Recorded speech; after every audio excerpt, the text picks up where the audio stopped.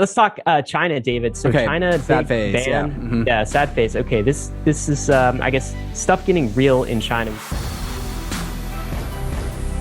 And we've had bans before. This time maybe it's different. We had Sahil on the podcast. If you guys missed that earlier this week, go check out our State of the Nation with Sahil, where we cover this in depth.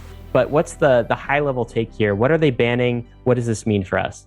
Yeah, so what are they banning is a little bit kind of up in the air. I think it's more related to actual businesses. So if you are helping facilitate crypto transactions, then that's bad. But there's a little bit of speculation that simply holding crypto and owning crypto is still okay. It's going to be one of those things where we're just going to have to find out after the fact. Chinese regulators, they kind of get to do whatever they want, right? And so they will interpret their own laws in ways that will benefit them by their choosing.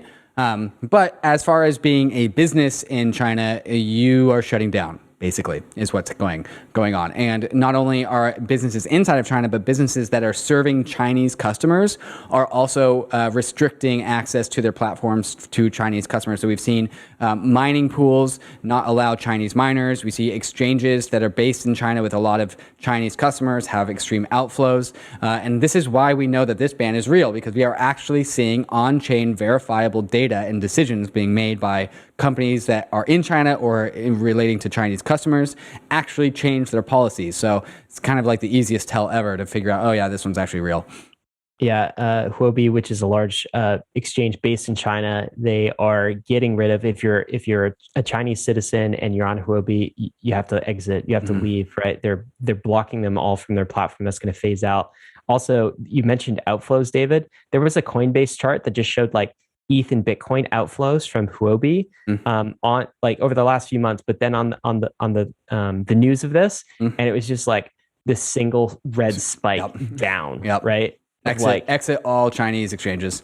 Largest decrease ever. Now, to some of your thoughts earlier, as we're talking about, maybe some of this is going to end up in DeFi. Like this capital has got to go somewhere. Right. And China's just squeezing the balloon. They're squeezing it outside of their borders, outside of their regulated exchanges. Seems like a short-sighted move, but it's going somewhere else. Maybe it's going to DeFi.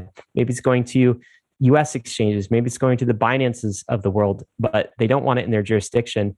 This is also something that I noticed this week, David, is they blocked CoinGecko, CoinMarketCap, and TradingView. It's all blocked in China now. So Great Firewall, of course, you can VPN around that, I guess. Right. But this is now more censorship of DeFi, maybe a direct attack on DeFi and crypto to make these websites blocked in China. It's the first time they've been blocked ever. Hey, as we all know, you actually can't ban crypto. You can only ban your own citizens from touching crypto. And so crypto, it's still actually in China. It's just now illegal for you as a Chinese citizen to actually touch it. And that's an important distinction and an important takeaway. I mean, how much can China, they've already banned video games, apparently. So like, how much is China actually going to ban before their citizens are just fed up with it? I mean, it's China, so the answer is like a lot, but there's a tipping point somewhere.